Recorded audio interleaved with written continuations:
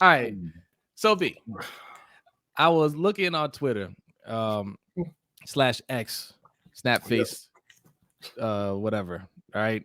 And I saw a tweet from JJ Watt where he's quote tweeting Jonas Schaefer, who covers the Ravens, right? And I think Schaefer was talking about the Pat Ricard fine. Yeah. I can't remember what exactly he did. These fines are getting ridiculous. He didn't really do anything. That's kind of, it's been going around. They're showing a video clip of him just lead blocking on a play, and there wasn't anything in the play itself that looked fine worthy.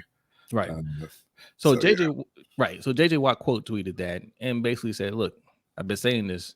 The NFL is stealing money from these guys, right?"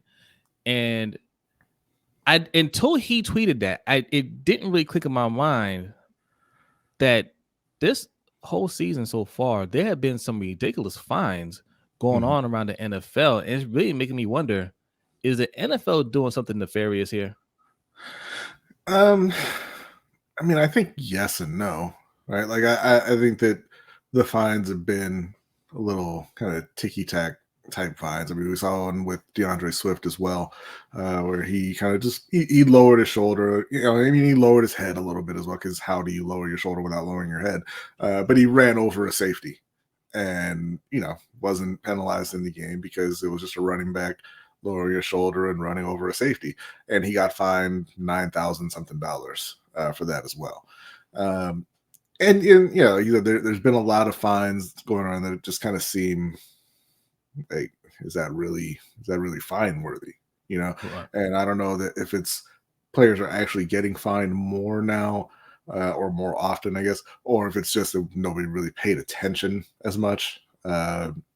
Before social media and everything, it wasn't really a big story when players got fined, and typically, they had been penalized in the game, and it was just kind of whatever.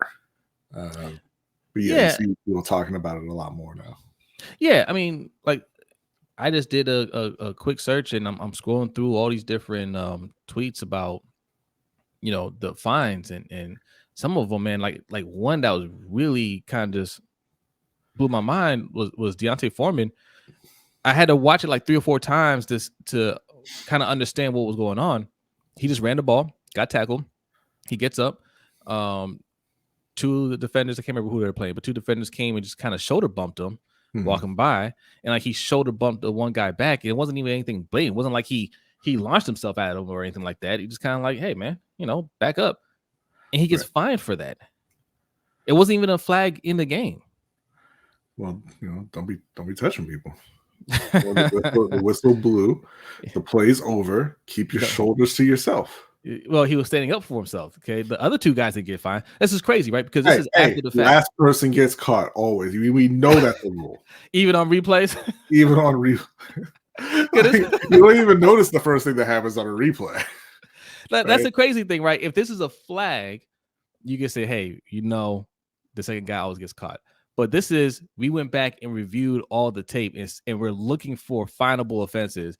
We're going to ignore the 2 guys that initiated contact and go straight to the guy that retaliated. The dude the person who was reviewing the film was kind of sleeping through the first part of it and woke up and was like, "Wait a minute, D'Onta." Yes, you can't do that. Yes, he was focused on something else. He was playing on his on his Nintendo Switch. He was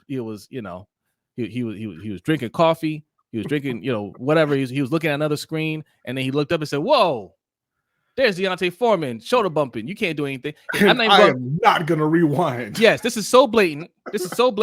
I'm not even gonna go rewind it and see what's actually going on. Then sent off his email like, "You need to find Foreman now," and then rewound it and was like, "Well, I already sent the email. I'm not gonna go back on that one." But what's funny? What would have actually really helped that guy while he was reviewing the films is Magic Mind. I don't know if you've ever heard of it. Magic Mind. What's that? But it's like a little shot. It's like a productivity shot or a creativity shot, they call it. I've used it recently, just kind of doing our editing and writing for the show and everything. And what it does, it really helps you focus in, right? A lot of times you do this stuff and it takes a lot of energy creating content, and your mind wanders and all that. And I drank the Magic Mind, and I took it for about 3-4 days, and each day it gets a little bit stronger, and it just helps you kind of focus in and get through what you need to get through without without your mind wandering. If you've been watching like the Wednesday shows, that we do the Black History Fact, and I used to just kind of get up there and read it, and I would be kind of fumbling through it a little bit. But now we do the videos, and that's a direct result of the Magic Mind, because I'll take that on a Saturday morning, and then I'll be able to just knock out multiple videos at a time, so I have everything ready to go. And like I said, it keeps you focused, and it doesn't give you that fatigue of when you're working on something for a long period, right? Okay. Kind of, they call it like a flow state. You just kind of stay, locked in to what you're doing, and then you don't even really, for me, anyway, I didn't even really notice like the passage of time. I'm just working on it, and then when it's done, it's done. Whereas before, I would just kind of be like, okay, I wrote 2 sentences. Now let me go take a walk, Right. and think about what else I need to do. It tastes pretty good. It's like a little couple ounce shot. It's Okay. all natural ingredients, so you don't have to worry about. There's no sugar or anything like that, so you don't have to worry about like getting really jittery. You don't have to worry about a crash afterwards or anything like that. And it's done. It's done, I would say, wonders for me in productivity and creativity. And we do actually have a code. We do? We do. If you want to try it out yourself. I know we have a lot of content creators who follow us, a lot of people who kind of want to take their game kind of to that next level, right? So you can go to magicmind.com/lunchbreak and use the code HT20. That's H as in hot, T as in take, 20, and that'll get you 20% off of a one-time order, or 56% off of a subscription order, your first order in your subscription, which I would recommend, because you don't want to like run out and then have to go back and order and just be waiting for it to show up. That's not a good thing. You'll be kind of just stuck out in no man's land while you're waiting for the next shipment. So you want to get that subscription so you always have it kind of ready to go. But yeah, like I said, it really keeps you kind of in the flow of things, and it makes productivity easy, I would say. And there's, it's 100% money back guarantee. If you don't like it, they'll refund you usually the same day. So there's no real risk involved. But I would definitely recommend, like I said, we have a lot of content creators following us. If you struggle at all with the editing, with the writing, with the recording, you find yourself losing focus, I would say go to magicmind.com/lunchbreak and use that code HT20 and get that discount and try it out. All right, I'm going to try some so I don't lose focus like whoever's reviewing these videos and missing the first part of the offense, but catching the second part. All right, but yes, go ahead. No, I'm saying, but but there's been a lot of just these fines where you have to kind of go back and look and say, hey, hold up, well, what did he do? Some of them you say, okay, fine.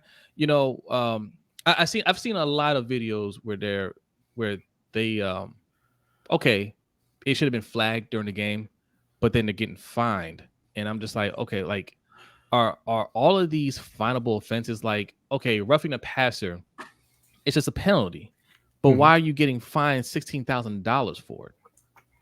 You know what I mean? Well, it depends on the severity, and I think it also depends on the number of times you've done it. There's a little bit of that too. Like if you have a reputation for it, or if you did it multiple times in a game. JJ Watt, in that tweet that you mentioned, was talking about them stealing money from players. Right? Yes. Which I don't think it's that. I mean, it's sort of that. I think it's an element of control, right? But I think more so than that, it's conditioning for the players and for the fans. Because you're letting the players know, hey, I can go in your pockets anytime I want, right? I can take your money anytime I want for essentially whatever. I mean, there are finable offenses, but it's kind of up to the NFL's discretion. So yeah, there's that part of it, like trying to keep people in line, keep them kind of afraid of of not doing, things that are against the rules or whatever. But I think the bigger part to me, and then this might be a little conspiracy theorist kind of thing, but is conditioning, like I said, for the players and the fans, to get you used to the game being less violent, and taking big hits out of the game. Those plays where, like Pat Ricard, where you're finishing the block, kind of driving the guy into the ground or whatever. And you always hear when they talk about the quarterbacks, fans like, oh, it's going to be flag football soon. And I think that they are going down that road. Not that it's going to be flag football, but that they want less violence, fewer big hits. And I think the reason that they want that is because, hey, the less of that you have, maybe you can add more games with fewer injuries, right? You don't want your quarterbacks getting hurt. You don't want to have, the Dolphins are playing. You don't want them playing without Tyreek. You don't want Travis Kelce missing time. And we know it's a brutal sport, and guys get hurt every year and miss games every year. And maybe if there are fewer of those big hits, maybe a little less contact, maybe you can squeeze a few more games out of your stars and add them to your schedule and make the NFL, even, it's kind of a year-round thing right now, but even longer just in terms of the season itself. You get it up to 20 games, maybe 22 games, something like that, while still having those stars out there and not getting them hurt all the time. Now, I'm gonna add to your conspiracy theory because I can absolutely see that being the case. Because right now, as we're recording this, Kansas City and the Dolphins are playing over in Germany, right? Mm-hmm. They just had a series of games go on in London. Mm-hmm. Okay, they're trying to make the game international. You've seen some games played in Mexico City. Yeah. They're trying to expand, and I believe it's only a matter of time before London gets a team. I think they're probably going to be the first place to get a team. Munich, is probably going to be next. I think Mexico is going to get a team as well. But I think they're really trying to push it. And yes, a longer season will help with travel, will help with scheduling, things like that. Yeah. They're definitely going on that route. But I think it's kind of crazy that they're trying to condition or they're trying to preserve players longer, but they won't listen to players' concerns when they talk about the field quality, saying, hey, give us natural grass so we don't get hurt. And they're like, no. That costs money. Yeah. Right. They're like, no, you're just gonna have to tough that one out. You have to grit that out. Yeah. I mean, you tear your ACL on some artificial turf. That's an act of God. Ain't nothing we can do about that. Yeah, we can't help with that. So, but yes, they're definitely up to something, and I'm curious to see how much money this totals up to at the end of the year over the course of like 5 years or whatnot, right? Because they're I mean, I don't know that anybody actually checks this, but I think they take that money and they donate it to charity, all the fines. So they're not keeping the money themselves. But like I said, I don't know if people actually check to make sure that happens, but I think that's what the league says. Hey, we take all the fine money and just donate it to one of the charities they work with. I question that too, right? Because we always hear them donating to charities. What are these charities? Well, I mean, I'm not sure which specific ones. I mean, I know there's a number that they work with, and I would imagine if they're not getting their donations, they would say something. But like I said, I don't think it's about the money because I mean, it's not a large amount of money, right? To the NFL. I mean, are they donating to their NFL sponsored flag football youth leagues? Right. Probably. But because Pat Ricard, that's the other thing too. Like the amounts are crazy. Like, why was Pat Ricard's block 20,000 and DeAndre Swift running over a guy was 9? I don't know, but that's it's about 30,000 for those two. There's a few other fines, and so you're looking at maybe 50 grand, 60 grand a week. Mm-hmm. It's not a lot of money to the NFL. They can donate that and write it off, but it matters to the players because that's coming right out of their check. Yeah. Not everybody's making huge amounts for every game check they get. And then, like I said, it's I think getting fans to get used to the idea that big hits are illegal. I think you're onto something, B. They are trying to get that out of the game, even though that's a big part of the game. It's a physical game, right? Yeah. That's the beauty of the sport. Like, there's a lot of strategy involved, but the physicality, that adds a different element to it. So, what's the NFL's, long-term plan with it? I think you're right. I think you're right. I think they want to make it a less physical sport, like not completely take out tackling, right? Yeah. But make it more, I guess, I don't know, rugby type. I know rugby's a violent sport too, but you don't have helmet to helmet or head to head collisions. They can only wear helmets, but you don't have head to head collisions. You don't see as many players throwing their bodies, at another player in those sports. I mean, I think that there is some of that, but I think that it's less intense, I guess, maybe than the NFL, because the helmet is a big part of that, because the helmet's a weapon. Yeah. It's there for protection, but players use it as a weapon. And like I said, I think it's about mostly the injuries and trying to prevent those, and keep their money makers on the field. Yeah. Yeah. All right. Well, let us know what you think. Okay. Make sure you hit that like button. If you're new, hit the subscribe button. All right. Also, you see what's below us. That's how you can follow us on all the social medias at LBHT Show. Okay. Also, patreon.com/LBHT Show is where you can go to support us even more. We got some goals that we're trying to hit. Okay. 100 patrons. Okay. 2,000 subscribers. I know you guys can help us get there. Okay. It only takes a click of the button. If you're not subscribed, to hit that subscribe button. All right. And if you want to support more, patreon.com/LBHT Show. We got all kinds of perks for you, depending on what tier that you choose. And right below B, at Ring Kings Pod, is where you can find our boxing channel that we do with our man OTR Mike. All right.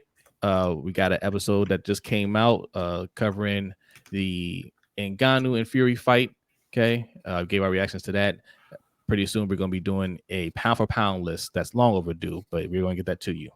But yeah, any last thoughts on? Oh, that's the discount code for Magic Mind. Yeah, yes, that's my last thought right there. Head to magicmind.com/lunchbreak. You see it down at the bottom. It's going to be in the description as well, and use the discount code HT20 to get a discount off of your first order. Yeah, I'm going to get mine right now. But thank you so much for watching this video, and we'll see you in the next one. Peace.